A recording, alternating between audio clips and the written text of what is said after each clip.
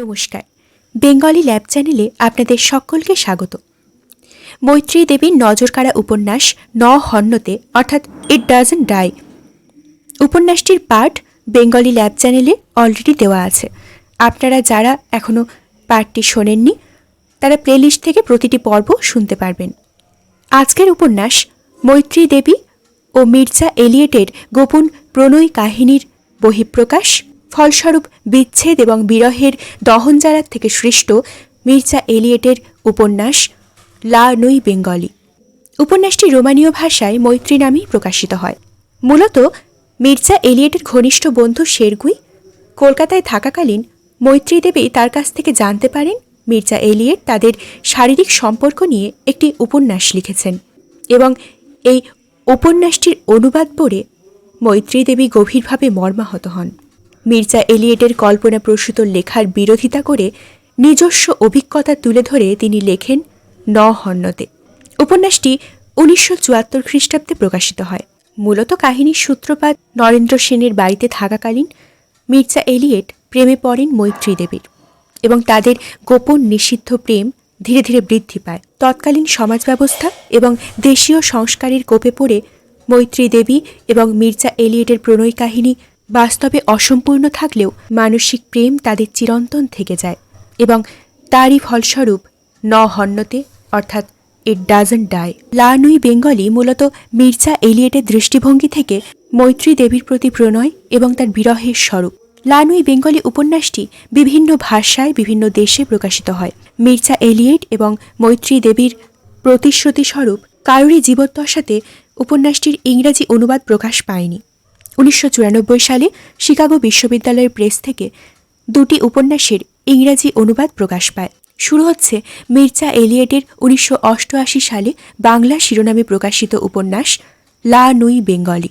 ভালো লাগলে অবশ্যই চ্যানেলটি সাবস্ক্রাইব করবেন, লাইক শেয়ার করতে ভুলবেন না এবং আরও কী কী শুনতে চান কমেন্ট বক্সের মাধ্যমে অবশ্যই জানাবেন। মৈত্রীর সঙ্গে আমার প্রথম সাক্ষাতের সঠিক তারিখটা মনে না থাকায় কাহিনীটা কোথা থেকে আরম্ভ করব ঠিক বুঝতে পারছি না। সত্যি কথা বলতে কি, সে বছরে আমার ডায়েরিতে কিছুই লেখা নেই। অনেক পরে তার নাম পেলাম স্যানিটোরিয়াম থেকে ছুটি পাবার পর। তখন আমি থাকতাম আলিপুর অঞ্চলে, নরেন্দ্র সেনের বাড়ি। সেটা 1929 সাল। কিন্তু ইতিমধ্যে মৈত্রীকে আমি দেখেছি কম করে 10 বার। কাহিনী শুরু করবার সময় আমি যে কষ্ট পাচ্ছিলাম তা হলো মৈত্রীর সে সময়কার মুখ আমার ঠিক মনে পড়ছিল না। আর আমাদের প্রথম সাক্ষাতের সেই বিস্ময়, অনিশ্চয়তা, উদ্বেগ আর উদ্বেলতার কথা আমি কী করে ভাষায় প্রকাশ করব তাও বুঝতে পারছিলাম না। মনের মধ্যে শুধু তার একটা অস্পষ্ট স্মৃতি এতকাল ধরে রেখেছিলাম। অক্সফোর্ড বুক স্টেশনারির সামনে মোটরে অপেক্ষমান সেই মৈত্রীর রূপ। তার বাবা আর আমি বড়দিন উপলক্ষে কিছু বই পছন্দ করতে সেখানে ঢুকেছিলাম। মনে আছে, তাকে দেখে অস্বস্তিকর এক শিহরণ হয়েছিল আমার শরীরে। সঙ্গে সঙ্গে একটা ঘৃণার ভাব আমার এলো। কৌতূহলও যে একেবারে ছিল না তা নয়। আমার কৌতূহলী চোখ দেখল তার কালো রঙের খুব বড় বড় চোখ, পুরো ঠোঁট, উন্নত বুক, যা বাঙালি কুমারী মেয়েদের বৈশিষ্ট্য অনুযায়ী খুব দ্রুত বৃদ্ধিপ্রাপ্ত হয়ে যায়। মৈত্রীর সঙ্গে আমার পরিচয় করানো হলো। আমায় নমস্কার করে সে কপালে যখন হাত ঠেকালো, আমি দেখলাম তার নগ্ন বাহু। তার গায়ের রং অনুজ্জ্বল বাদামি, মাটি আর মোমের যেন মিশ্রণ। সে সময়ে আমার বাসস্থান ছিল ওয়েলেস্লি স্ট্রিটের রিপন ম্যানশনে। আমার পাশের ঘরে থাকত হারৌকার। হারৌ ছিল আর্মি নেভি স্টোরের কর্মচারী। আমরা দুজনে ছিলাম ঘনিষ্ঠ বন্ধু। তার সঙ্গে কলকাতার অনেক পরিবারের পরিচয় ছিল। তার সঙ্গে আমি অনেক সন্ধ্যা এইসব পরিবারের বাড়িতে কাটিয়েছি।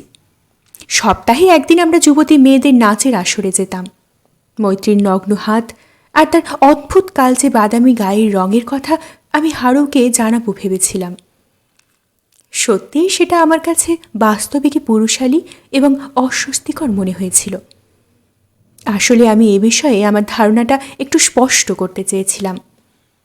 হারৌ তখন দাড়ি কামাচ্ছিল। দৃশ্যটা এখনও স্পষ্ট মনে পড়ে।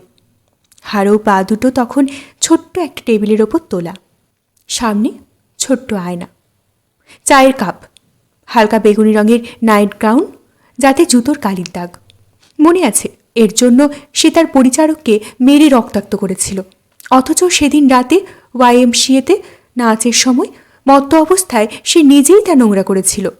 অগোছালো বিছানার ওপর কয়েকটা খুচরো পয়সা পড়ে আছে, আর আমি তখন কাগজ পাকিয়ে সরু করে পাইপের মুখ পরিষ্কার করা বৃথা চেষ্টায় রত। না রে অ্যালিন, একটা বাঙালি মেয়েকে তোর ভালো লাগবে কি করে? ওরা খুব ছ্যাবলা। আমি তো এখানে জন্মেছি, আমি ওইসব মেয়েদের তোর চাইতে অনেক ভালোভাবে জানি। বিশ্বাস কর, ওরা নোংরা। ওদের সম্বন্ধে আর কিচ্ছু ভাবা যায় না। ভালোবাসা তো একেবারেই চলে না। ওই মেয়েটা তোকে কোনো দিনই পাত্তা দেবে না। আসলে হারোই ভুল করেছিল। আমি সুন্দরভাবে এক বাঙালি যুবতীর বর্ণনা করেছি, তাই শুনে সে ধরে নিয়েছিল যে আমি তাকে ভালোবাসতে চাইছি। হারো সব অ্যাংলো ইন্ডিয়ানদের মতোই বোকা আর গোঁড়া, কিন্তু ওর বাঙালি মেয়েদের নিয়ে রূঢ় নির্বোধ সমালোচনা আমার মনে এক অদ্ভুত প্রতিক্রিয়া সৃষ্টি করল। বসে থাকতে থাকতেই আমার অস্পষ্ট ধারণা হলো যে মৈত্রীর স্মৃতি ইতিমধ্যেই ক্ষণিকের জন্য হলেও আমার বাসনা কামনার সঙ্গে জড়িয়ে পড়েছে। এই আবিষ্কার আমায় একাধারে খুশি করল, আবার বিচলিতও করল। যন্ত্রচালিতের মতো পাইপ পরিষ্কার করতে করতে আমার ঘরে চলে এলাম। এইসব কথা আমার ডায়েরিতে আমি কিন্তু কিচ্ছুই লিখিনি। শুধু আমার সেই সব প্রাথমিক ধারণাগুলো পুনরুজ্জীবিত হয়েছিল। অর্থাৎ যে রাতে আমি জুঁই ফুলের মালা উপহার পেয়েছিলাম মৈত্রীর কাছ থেকে। তখন আমি ভারতে সবেমাত্র আমার চাকরি জীবন শুরু করেছি। কুসংস্কারাচ্ছন্ন মন নিয়েই এসেছি এদেশে। রোটারি ক্লাবের মেম্বার, আমার জাতীয়তাবোধ, পাশ্চাত্যে আমার জন্মের অহংকার ইত্যাদি সবই ছিল। আমার সে সময় পাঠ্য ছিল পদার্থবিজ্ঞান, গণিত বিজ্ঞানের বই। যদিও ছেলেবেলায় মিশনারি হবার স্বপ্ন দেখতাম আমি, আর যত্নের সঙ্গে লিখতাম আমার প্রিয় ডায়েরি। এদেশে আমি এসেছিলাম নোয়েল অ্যান্ড নোয়েল কোম্পানির প্রতিনিধি হয়ে। এখানে টেকনিক্যাল ড্রাফটসম্যানের হিসাবে বদ্বীপে খাল খননের কাজে যোগ দিয়েছিলাম। এখানেই পরিচয় হলো এডিনবার্গের ডিপ্লোমা প্রাপ্ত প্রথম ইঞ্জিনিয়ার এবং কলকাতার অন্যতম গণ্যমান্য ব্যক্তি মৈত্রীর বাবা নরেন্দ্র সেনের সঙ্গে। আমার জীবনের পরিবর্তনের সূত্রপাতও ঠিক সেখান থেকেই। আমার আয় অল্প হলেও আমার কাজে আমি আনন্দ পেতাম। ক্লাইভ স্ট্রিটের অফিসের মধ্যে ছোট্ট উনুনে রান্না করা, অসংখ্য কাগজে সই করা অথবা তার পাঠোদ্ধার করা, গ্রীষ্মের প্রতি সন্ধ্যায় স্নায়বিক অবসাদের হাত থেকে রক্ষা পাবার জন্য মাতাল হওয়ার রুটিন জীবন থেকে মুক্তি পাওয়া গেল। 2-3 সপ্তাহ অন্তরই বাইরে কাজে যেতে হতো। তমলুকের নির্মায়মান প্রাথমিক দায়িত্ব আমার হাতে ন্যস্ত ছিল। প্রতিবারই অফিস ছেড়ে নির্মাণ ক্ষেত্রে এসে যখন দেখতাম বাঁধগুলো আরও উঁচু হয়ে উঠেছে, আমার মন আনন্দে ভরে উঠত। সে সময়টা সত্যিই সুখের সময় ছিল। ভোরবেলা হাওড়া মাদ্রাজ এক্সপ্রেস ধরে প্রাতরাশের আগেই কাজের জায়গায় পৌঁছে যেতাম। স্টেশনটা ছিল যেন প্রতীক্ষারত বন্ধুর মতো। আর ভারতে প্রথম শ্রেণীতে ভ্রমণ যথেষ্টই আরামদায়ক। মেরুন রঙের হেলমেটটা প্রায় চোখের ওপর নামিয়ে প্ল্যাটফর্মের ওপর দিয়ে হেঁটে যেতাম। বগলে গোটা 5 ইলাস্ট্রেটেড ম্যাগাজিন, হাতে 2 প্যাকেট ক্যাপস্টন সিগারেট, আর পেছনে আমার চাকর।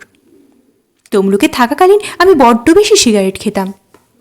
এমনকি প্ল্যাটফর্মের সিগারেট স্টলগুলোর সামনে দিয়ে যাবার সময় কেবলই মনে হতো সিগারেট বোধ হয় যথেষ্ট কিনিনি। একদিনের বিশ্রী অভিজ্ঞতা আমার মনে ছিল, যেদিন আমাকে সিগারেটের অভাবে মজুদদের কাছ থেকে খৈনি খেয়ে কাঁপতে হয়েছিল। আমি কখনোই কামরার সহযাত্রীদের সঙ্গে কথা বলতাম না, আর আমার সহযাত্রী বলতে যারা ছিল তারা অক্সফোর্ডের মাঝারি ধরনের ছাত্র আর এখানকার বড় সাহেব, যাদের পকেটে সর্বদাই ডিটেকটিভ উপন্যাস থাকত, আর নয়তো এমন সব বড়লোক ভারতীয় যারা প্রথম শ্রেণীতে ভ্রমণে অভ্যস্ত হলেও তখনও কোট পরতে আর দাঁত মাজতে শেখেনি। তার থেকে আপন মনে জানলার বাইরে বাংলার সমভূমির সৌন্দর্য উপভোগ করা ছিল অনেক আনন্দের। একমাত্র সাদা চামড়ার মানুষ বলেই আমার কর্মস্থলের ওপর ছিল আমার একচ্ছত্র কর্তৃত্ব। কয়েকজন অ্যাংলো ইন্ডিয়ান অবশ্য ছিল যারা ব্রিজের কাজই মূলত দেখাশোনা করত, কিন্তু তারা কখনোই আমায় সমমর্যাদা পেত না। তারা ট্রেনে তৃতীয় শ্রেণীতে ভ্রমণ করত এবং ওখানকার রীতি অনুযায়ী খাকি রঙের ছোট হাফ প্যান্ট এবং বড় বড় পকেটওয়ালা খাকি রঙের হাফ শার্ট পরে বিশুদ্ধ হিন্দিতে মজুদদের গালাগালি করত। অপরপক্ষে আমার হিন্দি উচ্চারণ ছিল অত্যন্ত নিচু স্তরে, আর ভাষাটাও বেরুত অশুদ্ধ, কিন্তু তাতে কিছুই যেত আসতো না। শ্রমিকদের ওপর আমার প্রভাব ছিল অন্য কারণে। কারণটা হলো আমি বিদেশি, সুতরাং আমি অভ্রান্ত এবং শ্রেষ্ঠ, এটাই ছিল অবধারিত। সন্ধ্যায় ওদের সঙ্গে বকবক করে তাঁবুতে ফিরে লেখালেখির কাজ সেরে শেষ পাইপটা ধরিয়ে নিবিষ্ট মনে চিন্তা করা, এটাই ছিল আমার প্রাত্যহিক কর্ম। সমুদ্রের কাছে তালগাছ আর উগ্র গন্ধযুক্ত ঝোপঝাড়ওয়ালা এই সমতল জায়গাটার সাপের উপদ্রব যথেষ্ট থাকলেও আমার খুব ভালো লেগে গিয়েছিল। হট্টগোল কোলাহল থেকে দূরে নির্জন স্তব্ধ এই জায়গাটা আমার মনে এনে দিয়েছিল এক প্রশান্তি।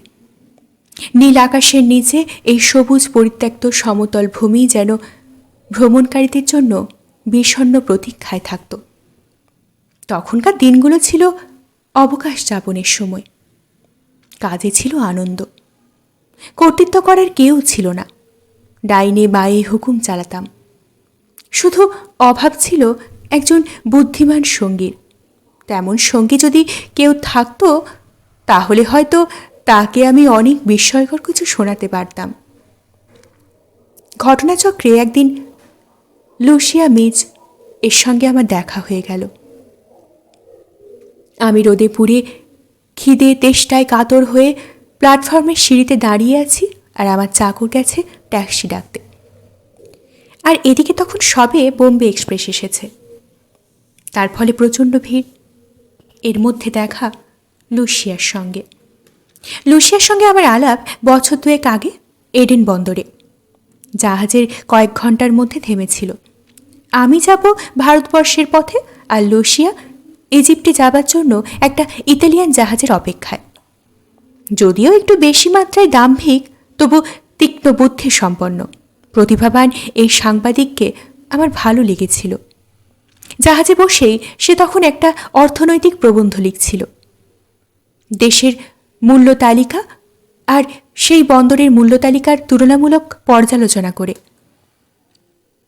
লুসিয়ার পর্যবেক্ষণ ক্ষমতা ছিল অসাধারণ।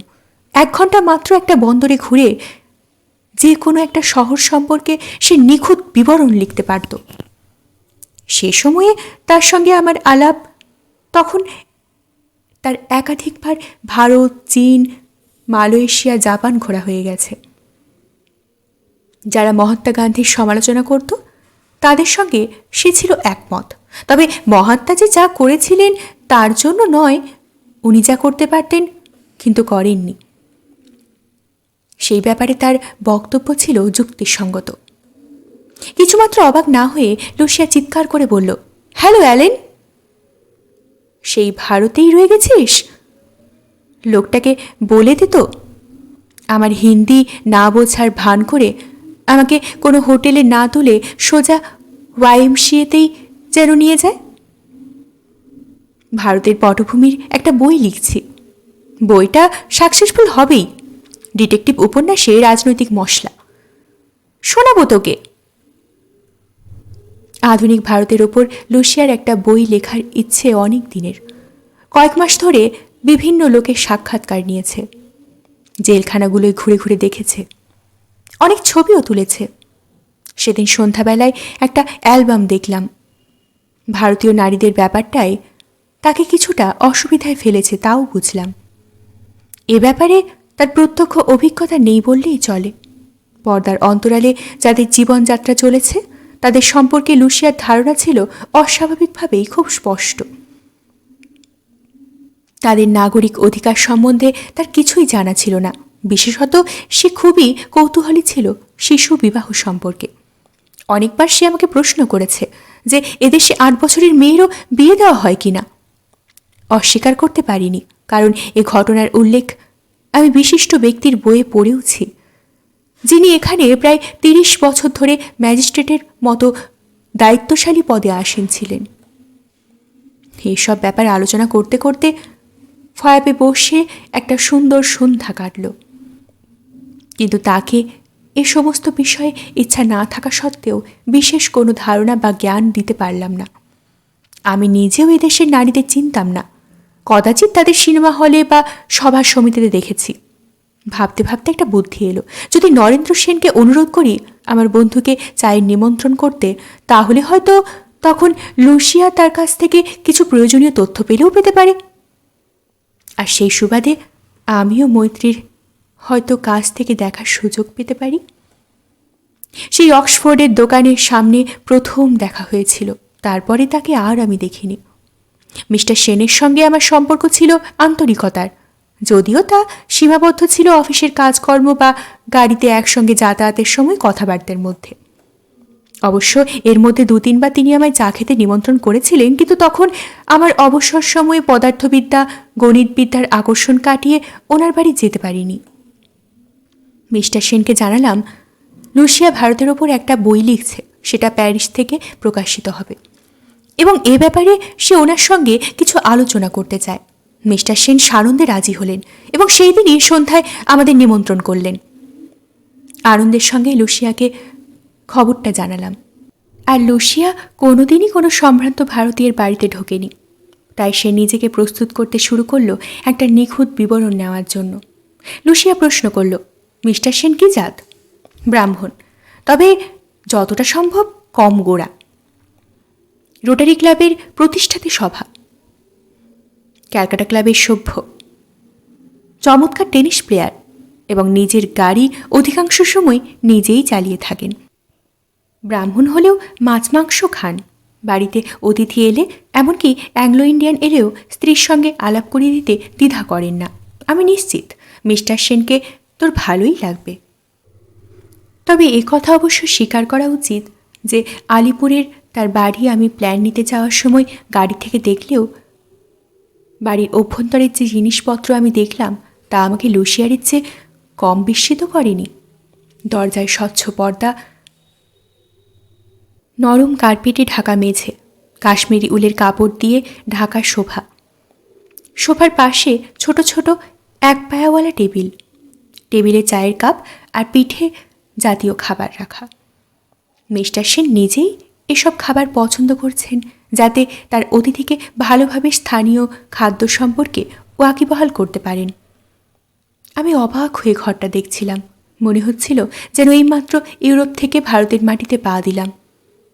2 বছর এদেশে কাটালেও আমার কখনো ইচ্ছা হয়নি একটা বাঙালি পরিবারের অন্দরমহলের জীবনটা জানতে, এমনকি আভ্যন্তরীণ জীবনযাত্রা ছাড়াও তাদের শিল্পকর্মগুলো সম্পর্কে বুঝতে বা তাদের সৌন্দর্য উপলব্ধি করতে। এ যাবৎ ঔপনিবেশিক প্রভুর জীবনই যাপন করেছি অফিসে বা কোম্পানি নির্মাণ ক্ষেত্রে। কাজ নিয়ে ব্যস্ততা, অবসরে বই পড়া অথবা সেই সব প্রাকৃতিক দৃশ্য দেখে সময় কাটানো, যা আমার নিজের দেশেও এমন কিছু দুর্লভ বস্তু ছিল না। সেদিন বিকেলে আমার মনে এই সব প্রশ্ন ভিড় করে এলো। লুসিয়া অত্যন্ত উৎসাহ ভরে কোনো কোনো ব্যাপারে আমায় মতামত চেয়ে নিজের অনুভূতি পর্যবেক্ষণ মিলিয়ে নিচ্ছিল। মিস্টার সেনের কথাবার্তা সে সঠিক বুঝতে পেরেছে কি না যাচাই করছিল। আমি ক্রমশ চিন্তার ভিড়ে ডুবে যাচ্ছিলাম। সে সময়ে ডায়েরিতেও কিছু লিখিনি, তাই আজ বিস্মিত বিবরণ দিতে পারছি না। সেদিন বিকাল সন্ধ্যায় মৈত্রী আমার মনে কী ধরনের ছাপ ফেলেছিল আজ খুবই অবাক লাগে। সেদিন আমি কি করে এতটুকু সক্ষম হইনি এই সব মানুষদের সম্পর্কে এতটুকু ধারণা করতে, যারা অল্প কিছুকাল পরেই আমার জীবনধারা পাল্টে দেবে সম্পূর্ণভাবে। ফিকে 4 রঙের স্বচ্ছ শাড়ি, রূপলি জরির কাজ করা চটি, গায়ে চেরি রঙের শালে তাকে যথেষ্ট সুন্দরী মনে হচ্ছিল। তার কুঞ্চিত কালো কেশ, গভীর কালো চোখ, অতি লাল ঠোঁট, যৌবনে উদ্বেলিত শরীর মনে হচ্ছিল স্বল্প বাস্তব। কৌতূহলী চোখ মেলে আমি তাকে দেখছিলাম। রেশমের মতো লঘু তার অঙ্গ সঞ্চালন, লজ্জা জড়িত ভয় মিশ্রিত মৃদু হাসি, নতুন নতুন ধ্বনিতে বেজে ওঠা কণ্ঠস্বর। সব কিছু দেখে শুনে মনে হচ্ছিল এই সৃষ্টির মধ্যে কত যে রহস্য লুকিয়ে আছে। মৈত্রীর ইংরেজি ছিল বিশুদ্ধ, কিন্তু স্কুল ঘেঁষা। কিন্তু যতবারই সে মুখ খুলছিল, আমি আর লুসিয়া তার দিকে না তাকিয়ে পারছিলাম না। চায়ের স্বাদ ছিল আশাতীতভাবে উপাদেয়। প্রত্যেকটা খাবার চেখে চেখে লুসিয়া সেগুলোর সম্পর্কে প্রশ্ন করে জ্ঞাতব্য তথ্য টুকে নিচ্ছিল। প্রশ্ন করছিল অশুদ্ধ ইংরেজিতে। মিস্টার সেন অবশ্য বলেছিলেন যে তিনি ফার্সি বোঝেন। তাকে দুবার প্যারিসে কনফারেন্সে যোগদান করতে হয়েছে এবং তার লাইব্রেরিতে কিছু ফরাসি উপন্যাসও আছে। লুসিয়া তাকে অত্যন্ত চলতি ফার্সিতে মাঝে মাঝে প্রশ্ন করছিল, আর মিস্টার সেন তার উত্তরে মৃদু হেসে তা বটে তা বটে গোছের উত্তর দিচ্ছিলেন, আর আমাদের দিকে পরম সন্তুষ্টির দৃষ্টিতে তাকাচ্ছিলেন। লুসিয়া মৈত্রীর পোশাক আর অলংকার কাছ থেকে দেখতে চাইল। মিস্টার সেন সানন্দে রাজি হলেন, কিন্তু মৈত্রী ভয় পেয়ে জানলার দিকে সরে গেল। ভয়ে তার ঠোঁটটা তখন কাঁপছিল। লুসিয়া অলংকারগুলো হাতে দিয়ে স্পর্শ করে গভীর বিস্ময় প্রকাশের সঙ্গে সঙ্গে অসংখ্য প্রশ্নও করে চলেছিল, আর উত্তরগুলো টুকে নিচ্ছিল। মৈত্রীর পা থেকে মাথা অবধি কাঁপছিল, আর কোন দিকে যে সে দৃষ্টি রাখবে তা বুঝতে পারছিল না। একসময় তার চোখ আমার চোখের ওপর পড়ল। তার চোখে চোখ রেখে আমি মৃদু হেসে আশ্বস্ত করলাম। সে আমার দিকে এক দৃষ্টিতে তাকিয়ে রইল, ক্রমশ শান্ত হয়ে এলো। মনে হলো যেন সে খুঁজে পেয়েছে তার বিশ্রামের বন্দর। কতক্ষণ সে তাকিয়েছিল বলতে পারবো না, কিন্তু এতটুকু বলতে পারি, এ যাবৎ বিনিময় করা দৃষ্টির সঙ্গে এর কোনো মিল ছিল না। লুসিয়ার দেখা শেষ হলো। মৈত্রী তার জায়গায় ফিরে গেল, কিন্তু পরস্পরের প্রতি তাকানো আমরা এড়িয়ে গেলাম। সেই মুহূর্ত হয়ে রইল অতি গোপন আর উষ্ণ এক অভিজ্ঞতা। মৈত্রীর দিকে দৃষ্টি এড়াতে আমি তার বাবার দিকে মনোযোগ করে দিলাম। তাকে বড্ড অসুন্দর এবং ভাবলেশহীন মানুষ বলে মনে হচ্ছিল। কাছ থেকে আমি তাকে পর্যবেক্ষণ করলাম। প্রকাণ্ড একটা মুখে বড় বড় চোখ, কালো মাথাটা যেন একটা হাঁড়ির মতো, নিচু কপাল, কালো কয়লার মতো কোকড়ানো চুল, ঝোলা কাঁধ, বেঢপ পেট, বেটে বেটে পা। এইসব দেখে আমার একটা কালো ব্যাঙের কথা মনে হলো। এই মানুষটা ভেতরেও যে স্নেহ সহানুভূতির প্রাচুর্য আছে তা বোঝাই দুষ্কর ছিল। তবু মানুষটাকে আমার সম্মোহক, বুদ্ধিমান, দক্ষ কর্মী, খোশ মেজাজি, শান্ত আর সৎ মনে হলো। এরকম সময় তার স্ত্রী মিসেস সেন এলেন। তার সঙ্গে পরিচয় হলো, কিন্তু কেন জানি না আমার মনে হলো মিসেস সেন যেন উষ্ণ ভয়ের আবহাওয়া নিয়ে এলেন। তার পরনে ছিল নীল রঙের শাড়ি, আর গায়ে ছিল সোনালি কাজ করা নীল শাল। তার পায়ে কোনো জুতো ছিল না, পায়ের পাতা আর আঙুল ছিল আলতা রঞ্জিত। তিনি ইংরেজি প্রায় জানতেনই না, আর বোধ হয় তার কথার বদলে মৃদু হেসে প্রত্যুত্তর দিচ্ছিলেন। সেদিন বোধ হয় তিনি খুব পান খেয়েছিলেন, তাই তার ঠোঁট ছিল রক্তিম। এত কম বয়সী এবং সজীব লাগছিল যে তাকে অনায়াসে মৈত্রীর মা না বলে বড় বোন হিসাবে চালিয়ে দেওয়া যেত। তার মেজ মেয়ে ছবি সেই সময় ঘরে এলো। তার বয়স আন্দাজ 10-11 হবে। ছোট চুল, ছোট্ট করে ছাঁটা, ইউরোপিয়ানদের পোশাক গায়ে, কিন্তু পায়ে কোনো জুতো ছিল না। তার নগ্ন পা, বাহু, সুন্দর কালচে মুখ। আমাদের দেশের বহিমিয়ান মেয়েদের কথা মনে পড়ে যাচ্ছিল। তারপর একটা দুর্ঘটনা ঘটে গেল। তার অনুপুঙ্খ বর্ণনা দেওয়া আমার পক্ষে দুঃসাধ্য। ঘরের মধ্যে 3টি মহিলা প্রায় গা ঘেঁষাঘেঁষি করে দাঁড়িয়ে, সবার মুখেই ভয়ার্ত ভাব, আর মিস্টার সেন তাদের স্বাভাবিক হতে আর কথা বলবার প্রচেষ্টায় ব্যস্ত। মিসেস সেন চা পরিবেশনের দায়িত্ব নিয়েছিলেন। হঠাৎই মত পাল্টে তিনি বড় মেয়েকে বললেন আমাদের চা দিতে। জানি না কার দোষে ঘটল এই অঘটন। চায়ের পট উল্টে গিয়ে পড়ল লুসিয়ার প্যান্টের ওপর। চায়ে ভিজে গেল তার প্যান্ট। তাকে সাহায্যের জন্য সবাই ঝাঁপিয়ে পড়ল। মিস্টার সেন তার শান্ত ভাব হারিয়ে চিৎকার করে বাংলায় সবাইকে প্রচণ্ড বকাবকি করতে শুরু করলেন। লুসিয়া ফরাসিতে সবাইকে শান্ত করে চেষ্টা করতে লাগলেন, কিন্তু কে তার ভাষা বুঝছে বা কেই বা কথা শুনছে? মিস্টার সেন অশুদ্ধ ফরাসিতে লুসিয়ার কাছে ক্ষমা চেয়ে তাকে অন্য জায়গায় বসতে অনুরোধ করলেন। সোফার রেশমের ঢাকাটা বদলাবার জন্য মেয়েরা ব্যস্ত হয়ে পড়ল। মিস্টার সেন ক্রমাগত তাদের বকেই যেতে লাগলেন। পক্ষান্তরে আমার আর লুসিয়ার অবস্থা হলো শোচনীয়। সে মুহূর্তে আমাদের কী যে করণীয় আমরা বুঝতে পারছিলাম না। যদিও ফেরবার পথে লুসিয়া ঘটনাটা নিয়ে দারুণ হাসাহাসি করেছিল, কিন্তু তখন তার মুখ দেখবার মতো হয়েছিল। সে সময়ে একমাত্র মিসেস সেনকেই দেখেছিলাম অচঞ্চল।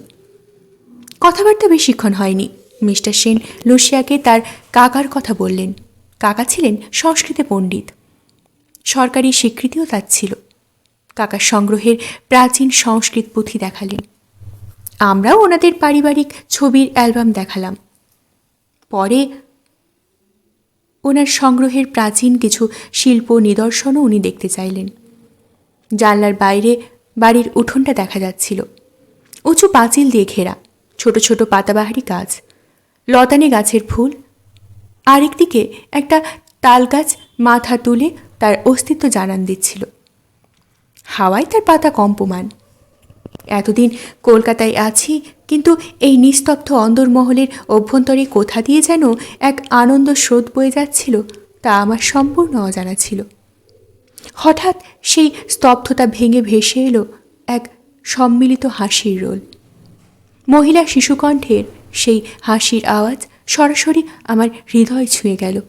শিহরণ এলো শরীরে, মনে। আর প্রায় সঙ্গে সঙ্গেই আমার চোখে পড়ল এক অদ্ভুত দৃশ্য। প্রায় বিবস্ত্র মৈত্রী উপুর হয়ে পড়ল সিঁড়ির ধাপে, চুলগুলো মুখের ওপর, হাত দুটো বুকের কাছে। হাসির দমকে তার শরীর কাঁপছে। হাসতে হাসতে সে গোড়ালির এক ঝটকায় পায়ের চটি ছুঁড়ে ফেলে দিচ্ছিল সামনের দেওয়ালের দিকে। তাকে এই অবস্থায় দেখে আমার আশ যেন মিটছিল না। মনে হচ্ছিল সে কয়েক মিনিটের সময় অনন্তে পর্যবসিত হোক। তার হাসি, শৃঙ্খলমুক্ত দেহের বন্য আগুন, এসব দেখা উচিত ছিল কিনা আমি জানি না, তবে সে জায়গা ছেড়ে যাবার শক্তিও যেন আমার ছিল না। অনেক ঘর পার করেও সদর দরজা অবধি তার উদ্দাম হাসির শব্দ শোনা যাচ্ছিল। তখন আমি তমলুকে থাকতাম। এর দুদিন আগে তখন জরিপের কাজ মোটামুটি শেষ হয়ে গেছে। ফলত যা হয়, সারা রাত ধরেই হই হল্লা চলেছে, নাচ গান তৎসহ অফুরন্ত মদ। মেয়েরাও ছিল। তারপর অন্ধকার থাকতে থাকতেই লেকে বেড়াতে যাওয়া। গত মার্চ মাসের ঘটনাটা মনে পড়ল। এডি হিগারিংয়ের সঙ্গে আমার তর্ক থেকে ঘষাঘষি পর্যন্ত তা এগিয়েছিল। নরেনের সঙ্গে প্রেম পর্বও যে সে সময়কার ঘটনা। উঠতি যৌবনের প্রেমের সেরকম গভীরতা হয়, যখন ইচ্ছে ধরা, চুমু খাওয়া, এই অবধি। নদীর ধারে এক হাতে পাইপ, অপর হাতে ছড়ি দিয়ে ধীর পায়ে বেড়াচ্ছিলাম। সূর্য তখনও আকাশে আগুন ছড়ায়নি। বাতাসে ধুনো আর দারচিনির মিষ্টি গন্ধ। বড় বড় কাঠগোলাপ গাছের তলায় পাখিদের কিচিরমিচির। বিস্তীর্ণ পটভূমিতে কেউ কোথাও নেই, আমি একা। এই একাকিত্বই কি শাশ্বত? একাই এই পৃথিবীতে ছেড়ে চলে যেতে হবে? সে চিন্তা কিন্তু আমার মনে বিষাদ এনে দেয়নি। সেই সমতল ভূমির মতো আমার মন ছিল শান্ত। সে সময় আমায় কেউ যদি বলতো যে আমার আয়ু এই মাত্র 1 ঘন্টা, তাহলে আমি তখনই ঘাসের ওপর লম্বা হয়ে শুয়ে পড়তাম, মাথার তলায় হাত দুটো রেখে। মাথার উপরে অনন্ত নীল সমুদ্রের দিকে অপলকে চেয়ে থাকতাম। উপভোগ করতাম প্রত্যেকটা মুহূর্ত। জানি না কোন বোধ আমাকে আচ্ছন্ন করেছিল। মনে হচ্ছিল আমি সব কিছুই করতে পারি, আমি সর্বশক্তিমান, অথচ আমি সব কামনা থেকেই বিচ্যুত একটা অস্তিত্ব। আমার বিস্ময়কর জগতে আমার একাকিত্বের ক্ষুধা আমাকে একেবারেই অন্যমনস্ক করে দিয়েছিল। ভাবছিলাম হারৌ, নরিন ইত্যাদি মানুষের কথা, কি করে এরা আমার জীবনের সঙ্গে জড়িয়ে পড়ল। ওদের মতো গতানুগতিক আর প্রাণহীন জীবন তো আমার জীবন নয়। একাকিত্ব আর শক্তির তৃষ্ণা নিয়ে নিজের ডেরায় ফিরে এলাম। ভাবতে ভালো লাগছিল যে আরও 1 সপ্তাহ এই তাঁবুতেই থাকতে পারবো। ইলেকট্রিক বাল্ব দেখতে হবে না, পত্রপত্রিকার খবর আমার শান্তিতে বিঘ্ন ঘটাতে এসে হাজির হবে না। এমন সময় আমার বেয়ারা এসে প্রশ্ন করল। হাতে কলকাতা থেকে আসা একটা টেলিগ্রাম। অফিসের কাজকর্ম সম্পর্কে কিছু নির্দেশ আন্দাজ করেই ওটা সঙ্গে সঙ্গে খোলার প্রয়োজন বোধ করিনি। কিছুক্ষণ বাদে অবসর পেয়ে যখন ওটা খুললাম এবং পড়লাম, তখন কিছুক্ষণের জন্য আমার মাথা ফাঁকা হয়ে গেল। টেলিগ্রামের বক্তব্য ছিল, নরেন্দ্র সেন টেলিগ্রাম পাওয়া মাত্র আমায় কলকাতা ফেরার নির্দেশ দিয়েছেন। বাধ্য হয়েই সেদিন বিকেলের গাড়িতে রওনা হতে হলো। জানলা দিয়ে সরে যেতে লাগলো দৃশ্যাবলী, আমার প্রিয় দৃশ্যাবলী। কুয়াশাচ্ছন্ন সমতল ভূমিতে তখন পড়েছে শ্রেণীবদ্ধ তালগাছের নিভৃত স্বল্প ছায়া। মন ভারী হয়ে উঠেছিল। সকলের কথা মনে পড়ছিল বারবার। এই প্রকৃতি যে আমাকে আজ এই সাদর উষ্ণ আমন্ত্রণ করেছিল উদ্দেশ্যহীনতার উদ্দেশ্যে। ভীষণ ইচ্ছে করছিল আবার ফিরে যায় কেরোসিনের আলোয় আলোকিত আমার সেই তাঁবুতে। আরও ইচ্ছে করছিল কান পেতে লক্ষ লক্ষ ঝিঝি পোকার, লক্ষ লক্ষ পঙ্গপালের ডাক শুনতে শুনতে ঘুমিয়ে পড়তে। দেখা হওয়ার পর মিস্টার সেন বললেন, অ্যালেন, তোমার জন্য একটা ভালো খবর আছে। রামডিং সাদিয়া রেললাইন বসানোর কাজ চলছে। পাহাড়ি জমি, কালভার্ট তৈরি, সঠিক পেন্ডিং, এইসব ব্যাপার তত্ত্বাবধানের জন্য একজন দক্ষ লোকের প্রয়োজন। আমার ব্যক্তিগত দায়িত্বে আমি কাউন্সিলিংয়ের কাজে তোমার নাম সুপারিশ করেছিলাম, এবং সুখবর হচ্ছে এই যে তা গৃহীত হয়েছে। তোমার এখন কাজ হচ্ছে পরবর্তী লোককে তোমার কাজকর্ম বুঝিয়ে দেওয়া, আর তার মানে হচ্ছে এই যে তোমার জিনিসপত্র গোছগাছ করার জন্য তুমি হাতে পাচ্ছ মাত্র 3 দিন সময়। মিস্টার সেনের মুখে স্নেহে উজ্জ্বল ছিল। আমি মহা অস্বস্তিতে পড়েছিলাম। পরে জেনেছিলাম যে কোম্পানির কাজে আমাকে যেতে হয়েছিল তারা ছিল স্বরাজ্য পার্টির সমর্থক। তারা চেয়েছিল কোনো ভারতীয়ই ওই পদের দায়িত্বে আসুক, আর শ্বেতকায় হিসাবে আমায় সমর্থন করায় মিস্টার সেনকে নাকি কাউন্সিলের জোর লড়াই এর মুখোমুখি হতে হয়েছিল। আমার নতুন পদটা ছিল আমার আগের পদের চেয়ে অনেক গুরুত্বপূর্ণ এবং মাইনেও ছিল অনেক বেশি। 250 টাকার বদলে এখন আমার মাইনে এখন 400 টাকা, যা নোয়েল অ্যান্ড নোয়েল কোম্পানির একজন প্রতিনিধির মাইনের চেয়েও বেশি। যদিও আমার কাজ করতে হবে আসামের অস্বাস্থ্যকর অনুন্নত এলাকায়, তবু আমার প্রকৃতি প্রেমই শেষ পর্যন্ত জয়ী হলো। ভারতে এসেছিলাম যে প্রকৃতির টানে, তা বোধ হয় পূর্ণ হতে চলেছে, এই ভেবে আমি মিস্টার সেনকে আন্তরিক ধন্যবাদ জানালাম। মিস্টার সেন আমার কাঁধে হাত রেখে বললেন, অ্যালেন, আমি, আমার স্ত্রী, আমরা সবাই তোমাকে খুব ভালোবাসি। তোমার কথা নিয়ে প্রায়ই আমাদের মধ্যে আলোচনা হয়। তুমি বাংলা জানলে দারুণ হতো। সেই সময় এসব বিষয়ে খুব একটা ভেবে দেখিনি, তবে নিজের কাছে একটা প্রশ্ন ছিল, মিস্টার সেন তার অসংখ্য পরিচিত ভারতীয়দের ছেড়ে আমার প্রতি একটা পক্ষপাতিত্ব করছেন কেন? মনে মনে একটা উত্তরও খাড়া করে রেখেছিলাম যে হয়তো আমার গঠনমূলক মেজাজ, কর্মশক্তি, উদ্যম এবং সর্বোপরি একজন বিদেশি হিসাবে ভারতীয়র উন্নতিতে আমার শ্রম এবং সময় নিয়োগও, এই ব্যাপারগুলো ওনাকে আমার প্রতি আকৃষ্ট করেছিল। যাই হোক, যথাসময়ে হারও খবরটা পেল এবং সঙ্গে সঙ্গে আমার পদোন্নতি এবং বেতন বৃদ্ধি উপলক্ষে একটা পার্টির দাবি জানালো। স্বাভাবিকভাবেই কিছু যুবতীও রাখতে হলো। দুটো গাড়িতে ঠাসাঠাসি করে আমরা বেরিয়ে পড়লাম।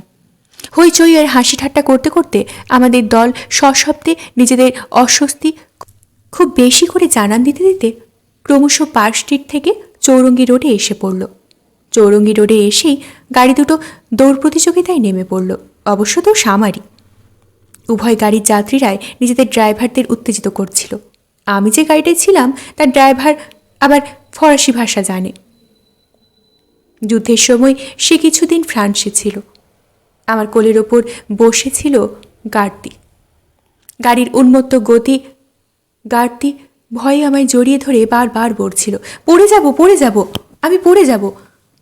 তোমায় কিছু যায় আসে না, আমি পড়লে। ধর্মতলার মোড়ে এসে আমাদের গাড়ি থামতে বাধ্য হলো, কারণ একটি ট্রাম তখন রাস্তা জুড়ে চলেছে। অপর গাড়িটা ট্রামটার আগেই বেরিয়ে গেছে। আর ঠিক এই সময় ঘটনাটি ঘটল। মিস্টার সেনের গাড়ি একেবারে আমাদের পাশ ঘেঁষে এসে দাঁড়ালো। নরেন্দ্র সেন, তার স্ত্রী মৈত্রী সেই গাড়িতে। খানিকটা ভয়, লজ্জা এবং অস্বস্তিতে আমার অবস্থা হলো শোচনীয়। আমি কোনো রকমে তাকে নমস্কার জানালাম। মিস্টার সেন প্রত্যুত্তরে ব্যঙ্গের ইঙ্গিতে মৃদু হাসলেন। মিস্টার সেন যদিও আমার দিকে তাকিয়ে হাসলেন, কিন্তু তার চোখে মুখে আতঙ্ক এবং বিস্ময় যথেষ্ট প্রতীক্ষমান ছিল। একমাত্র মৈত্রী মাথায় হাত ঠেকিয়ে আমাকে নমস্কার জানালো। মনে হলো ও বেশ উপভোগ করছে ব্যাপারটা, আমার চারপাশের সঙ্গী সাথী আর কোলের ওপর বসা মেয়েটিকে দেখে। ওকে ভারতীয় কায়দায় প্রত্যাভিবাদন জানাবার ইচ্ছে হচ্ছিল, কিন্তু আমার হাস্যকর অবস্থার কথা বিবেচনা করে বিরত থাকলাম। যতক্ষণ না আমাদের গাড়ি পুনরায় যাত্রা শুরু করলো, ততক্ষণ যে আমার কি অস্বস্তি কাটলো কি বলবো। ঘাড় উঁচু করে আমি দেখতে পাচ্ছিলাম মৈত্রীর হালকা চা পাতা রঙের শাল বাতাসে উড়ছে। একজন কালা আদমিকে আমি শ্রদ্ধা জানালাম দেখে আমার প্রতি অন্যদের টিটকিরির বন্যা বয়ে গেল। একটা দুষ্টুমির খোঁচা মেরে গার্দি বলল, কাল থেকে হয়তো দেখব অ্যালেন ভোরবেলা উঠে গঙ্গা স্নান করছে। আরও জানতে চাইল কি করে আমি একটা নিগ্র পরিবারের সঙ্গে ঘনিষ্ঠ সম্পর্ক রেখে চলেছি। কিন্তু আমাদের ড্রাইভারটা গোড়া থেকে পুরো ব্যাপারটাই লক্ষ্য করছিল। এই ঘটনায় তার প্রচণ্ড আনন্দ হয়েছিল। হোটেলের সামনে যখন তার ভাড়া মেটাচ্ছিলাম, সে ফার্সিতে আমায় প্রশ্ন করল, ভীষণ ভালো লাগলো সাহেব, বাঙালি মেয়েটা আপনারই হবে, বহুত আচ্ছা। পরদিন সকালে নরেন্দ্র সেনের সঙ্গে দেখা হওয়ার সঙ্গে সঙ্গে তিনি আমায় খুব স্বাভাবিক কণ্ঠে জিজ্ঞাসা করলেন, কাল সঙ্গে কারা ছিল? আমার কয়েকজন বন্ধু স্যার। আর সুন্দরী মহিলাটি, তুমি কি ওকে ভালোবাসো? মিস্টার সেন, ওই মেয়েরা ভালোবাসার পক্ষে খুব সস্তা। আমার চাকরি উপলক্ষে আমি বন্ধুদের একটা পার্টি দেবো বলেছিলাম। আমার কয়েকজন ছিলাম। 3টে গাড়ি ভাড়া করতে করতে খরচ বেড়ে যেত, তাই 2টো গাড়িতেই আমার ঠাসাঠাসি করে। স্যার, কোনো খারাপ উদ্দেশ্যে বা? কথাবার্তায় আমার অতিরিক্ত সাবধানতা তার দৃষ্টি এড়ায়নি। তিনি আমার কাঁধে একটা হাত রেখে বললেন, অ্যালেন, তোমার সামনে কিন্তু অন্য রাস্তা খোলা আছে। অ্যাংলো ইন্ডিয়ানদের মেশে থাকার ফলে তোমার রুচি এবং কৌলিন্য দুটোই ক্ষুণ্ণ হচ্ছে। এই জীবন খুব মর্যাদার নয়। আর একটা কথা, এইভাবে এদের সঙ্গে জীবন কাটালে তুমি কিন্তু কোনোদিনই ভারতকে ভালোবাসতে পারবে না। আমার ব্যক্তিগত জীবনযাপন পদ্ধতি সম্পর্কে মিস্টার সেনের আগ্রহ দেখে আমি আশ্চর্য হলাম। তিনি যে এইসব নিয়েও ভাবেন তা আমি কখনো বুঝিনি। এ যাবৎ তিনি আমার কাছে যা জানতে চেয়েছেন, অর্থাৎ ব্যক্তিগত প্রশ্ন জানতে চেয়েছেন, তা আমি এখানকার খাদ্যে অভ্যস্ত হতে পারছি কিনা, ভালো চাকর পেয়েছি কিনা, এখানকার এত গরম বা শব্দে আমার কষ্ট হচ্ছে কিনা, অথবা আমি টেনিস কেমন খেলতে পারি ইত্যাদির মধ্যেই আবদ্ধ ছিল। যাই হোক, আবার কাজের মধ্যে ঝাঁপিয়ে পড়তে হলো। একগাদা কাগজপত্রে সই বাকি ছিল। যাবার আগে মিস্টার সেন আমার রোটারি ক্লাবের লাঞ্চে নিমন্ত্রণ করলেন। আমি নানা অজুহাতে নিমন্ত্রণ এড়ানোর চেষ্টা করলাম, কিন্তু তিনি কোনো কথা শুনলেন না। নির্ধারিত দিনে ক্লাবের একটা বিশেষ ঘরে আরও কিছু গণ্যমান্য ব্যক্তির উপস্থিতিতে মিস্টার সেন আমার পরিচয় দিতে গিয়ে যে সংক্ষিপ্ত ভাষণ দিলেন, তাতে আমার যথেষ্ট আনন্দ এবং গর্ব হচ্ছিল। সেই রাত্রেই আমি শিলং যাত্রা করলাম। স্টেশনে একমাত্র হারোই ছিল আমাকে বিদায় জানাতে। সে আমাকে শেষবারের মতো সাপ, কুষ্ঠ, ম্যালেরিয়া আর পেটের অসুখের হাত থেকে বাঁচবার উপায় হিসেবে বিশেষজ্ঞের মতামত পুনরাবৃত্তি করল, জল খাবি না, শুধু সোডা আর ব্র্যান্ডি দিয়ে বা হুইস্কি খাবি। হারু শুভকামনা করল। আমি কলকাতা ছেড়ে চললাম। ভালো লাগলে অবশ্যই লাইক করবেন, প্রিয়জনদের সাথে শেয়ার করবেন। আরও কী শুনতে চান কমেন্ট বক্সের মাধ্যমে আমাকে অবশ্যই জানাবেন। আমি যথাসম্ভব চেষ্টা করি আপনারা যা যা শুনতে চান সেগুলোই পার্ট দেওয়ার। অবশ্যই বেঙ্গলি ল্যাব চ্যানেলটি সাবস্ক্রাইব করে আমার সাথে থাকুন, আমি উৎসাহিত হই। পাশে থাকা বেল আইকনটি প্রেস করতে ভুলবেন না। সবার আগে হাতের মুঠোয় প্রতিটি পর্ব পেতে অবশ্যই সাবস্ক্রাইব করে বেল আইকন প্রেস করে রাখুন।